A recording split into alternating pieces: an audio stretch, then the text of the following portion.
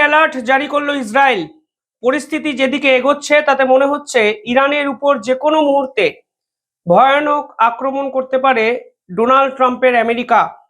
ইতিমধ্যে মিডিল ইস্টে আমেরিকার যে বেসগুলো আছে সেখানে সেনা ডিপ্লয়মেন্ট তারা শুরু করে দিয়েছে। সেনা ডিপ্লয়মেন্টের পাশাপাশি একাধিক ফাইটার জেট ইতিমধ্যেই তারা মোতায়েন করে দিয়েছে মিডিল ইস্টের বিভিন্ন আমেরিকার ঘাঁটিতে।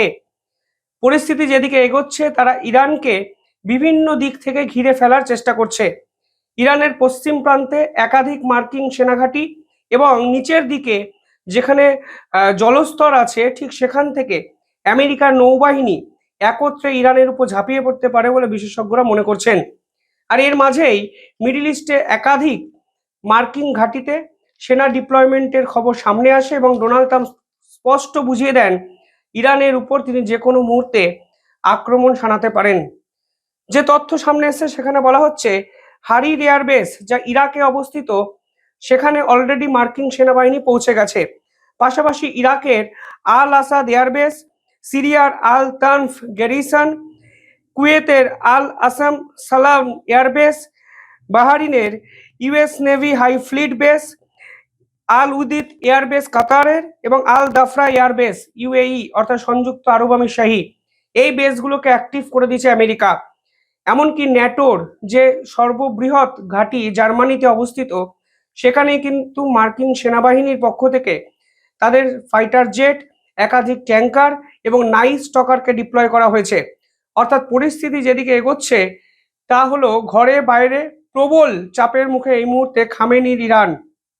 এবং ইরানের অন্তর যে চিত্র তাও কিন্তু খামেনির জন্য অত্যন্ত ভয়ানক। ইতিমধ্যেই মৃতের সংখ্যা 2000 ছাড়িয়ে গেছে। খামেনির পক্ষ থেকে ঘোষণা করে দেওয়া হয়েছে যে ইরানে ইন্টারনেট বন্ধ থাকবে এবং ইরানের ইন্টারনেট বন্ধের পর ডোনাল্ড ট্রাম্প ছলে বলে কৌশলে চাইছিলেন যে ইরানের রেজিম চেঞ্জ যেন এই আন্দোলন ত্বরান্বিত করতে পারে। পরবর্তীকালে জানা যায় এই যে ইলন মাস্কের কোম্পানি স্টারলিং তারা ইরানে ফ্রি ইন্টারনেট প্রোভাইড করবে, কিন্তু ইরানের পক্ষ থেকেও স্টারলিংকে ঢুকতে কিন্তু বাধা দেওয়া হয়েছে এবং স্টারলিং কিন্তু অবশেষে ইরানে ঢুকতে পারেনি।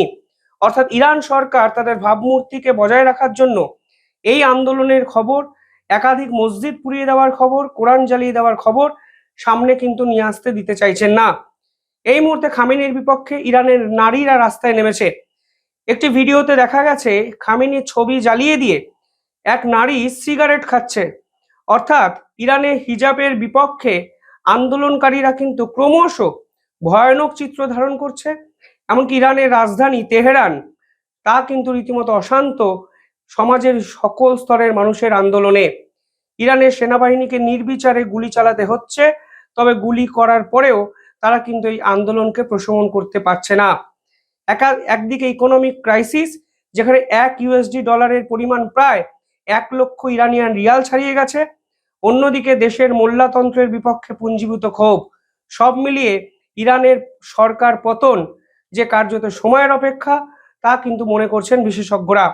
আর এই প্রেক্ষাপটে দাঁড়িয়ে ইরানকে নিয়ে একাধিক বিস্ফোরক সিদ্ধান্ত নিয়ে যাচ্ছেন ডোনাল্ড ট্রাম্পের আমেরিকা এবং ইসরায়েল কিন্তু শুধুমাত্র অপেক্ষা করছে আমেরিকার নির্দেশে যে কোনো মুহূর্তে ভয়ঙ্কর এয়ার স্ট্রাইক ইরানের উপর করতে পারে ইসরায়েল এবং আমেরিকা। এক্ষেত্রে সম্ভবত মনে করা হচ্ছে আমেরিকা এয়ার স্ট্রাইকই করবে। কেন এয়ার স্ট্রাইক? এখানে গ্রাউন্ড ইনভেনশন করা হবে না, তাতে মাস ক্যাজুয়ালিটির পরিমাণ কিন্তু বাড়তে পারে বলে তারা এয়ার স্ট্রাইকটাকে সেফ ভাবতে শুরু করেছে। এটাও হতে পারে ইরানের একাধিক ক্রিটিক্যাল ইনফ্রাস্ট্রাকচারের উপর আঘাত আনা হবে। আমেরিকা মানে প্রাথমিকভাবে টার্গেট করতে পারে ইরানের air defence system, command centre, missile launch facilities এবং ড্রোন প্রোডাকশন সাইটকে। অর্থাৎ ইরানের মেরুদণ্ডটাকে ভাঙতে চাইছে আমেরিকা, তা কিন্তু একাধিক রিপোর্টে প্রকাশিত হয়েছে। এই স্ট্র্যাটেজিক শক এই মুহূর্তে তারা ইরানকে দিতে চাইছে। তাদের কেন্দ্রবিন্দুতে কিন্তু তেহরান। প্রশ্ন উঠতে পারে কেন তারা এই সময় এয়ার স্ট্রাইকটিকে বাঁচবে। দেখুন, র্যাপিড এক্সিকিউশন সম্ভব হবে, ক্যাজুয়ালিটিস এখানে কম হবে, ফলে এই মুহূর্তে এয়ার স্ট্রাইকই সেফেস্ট চয়েস তাদের কাছে। ইতিহাস বলছে 2003-এর ইরাক, 2011 লিবিয়া এবং 2017-18 সিরিয়ায় তারা গ্রাউন্ড ইনভেনশন করেছিল, তাতে আমেরিকারও কিন্তু ক্ষতি হয়। ফলে এই মুহূর্তে মাথার উপর থেকে স্ট্রাইক করাই তাদের কাছে সেফেস্ট বলে কিন্তু মনে হয়েছে। সব মিলিয়ে ইরানের অবস্থা অত্যন্ত শোচনীয় জায়গায় চলে গেছে, কারণ তারা বহির্বিশ্বে এমন দুই শক্তিধর দেশের বিপক্ষে লড়ছে, তা সামাল দেওয়ার ক্ষমতা এই মুহূর্তে তাদের কতটা আছে তা কিন্তু নিঃসন্দেহে প্রশ্নবোধক চিহ্নের মধ্যে আনতে হবে আপনাদেরও। এবং ইন্টারনাল আপনারা জানেন আনরেস্ট, তাতে কিন্তু খামেনির সরকার কার্যত বিপর্যস্ত। এরপর ডোনাল্ড ট্রাম্পের পক্ষ থেকে আরো একটি ঘোষণা করে দেওয়া হয়েছে আজকে। সেখানে বলা হয়েছে ইরানের সঙ্গে যে সকল দেশ ব্যবসা বাণিজ্য করে তাদের উপর অতিরিক্ত 25% ট্যারিফ চাপানো হবে। এবার এই ব্যবসা বাণিজ্য যারা করে তাদের তালিকায় আছে ভারত, চীন, তুরস্ক, ইউএইর মতো রাষ্ট্র। এবার ভারতের উপর অতিরিক্ত 25% ট্যারিফ লাগিয়ে এই মুহূর্তে শুল্কের পরিমাণ 50%। পাশাপাশি আমেরিকার একটি বিল আনছে যার নাম রাশিয়া স্যাংশন বিল। সেই বিল অনুযায়ী রাশিয়ার সঙ্গে যারা ব্যবসা বাণিজ্য করে তাদের উপর ট্যারিফ চাপানো হবে 500%। ফলে ভারতের শুল্ক গিয়ে দাঁড়াবে 550%। এবার ইরানের সঙ্গে ব্যবসা বাণিজ্য করার জন্য ভারতের উপরেও যদি অতিরিক্ত 25% ট্যারিফ লাগানো হয় তাহলে এই ট্যারিফের পরিমাণ গিয়ে দাঁড়াবে 575%। ফলে ডোনাল্ড ট্রাম্প একদিকে মিলিটারি এসকেলেশনের বাইরে যেভাবে নিজেকে বার করতে পারছেন না, অন্যদিকে ডিপ্লোম্যাটিক স্তরে প্রতিহিংসাপরায়ণ রাজনীতি করতে গিয়ে এমন কিছু জিনিস করে যাচ্ছেন যা কিন্তু তাকে নিজেকেই হাসির পাত্র করে তুলছে।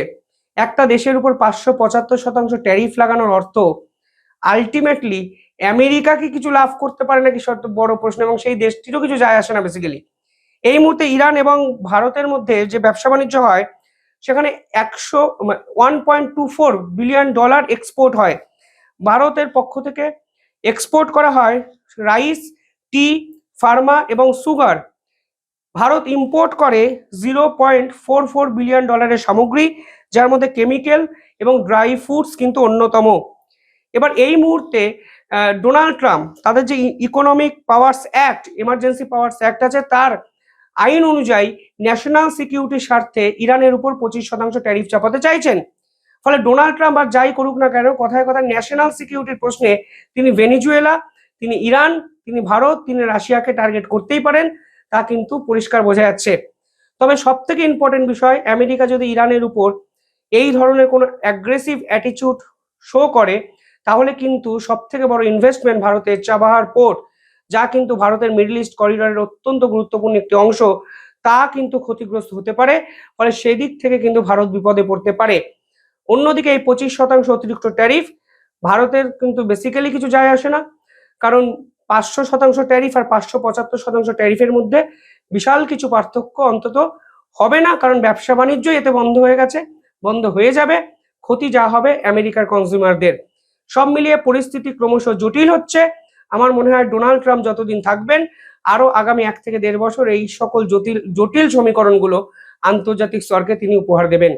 আপনারা কিভাবে দেখছেন পুরো বিষয়টি কমেন্টে জানাবেন। দেখতে থাকুন দ্য ইন্ডিপেন্ডেন্ট নেটওয়ার্ক। ধন্যবাদ।